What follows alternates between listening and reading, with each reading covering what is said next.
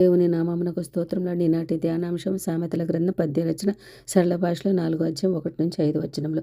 Proverbs chapter 4 1-5 verses. కుమారులారా తండ్రి ఉపదేశము వినుడి, నేను మీకు సదుపదేశము చేసేదను. నా బోధను త్రోసివేయకుడి, నా తండ్రికి నేను కుమారుడిగా నుంటిని, నా తల్లి దృష్టికి నేను సుకుమారుడనైన ఏక కుమారుడనైయుంటిని. ఆయన నాకు బోధించుచు నాతో ఇట్లనెను, నీ హృదయము పట్టుదలతో నా మాటలను పట్టుకొననిమ్ము.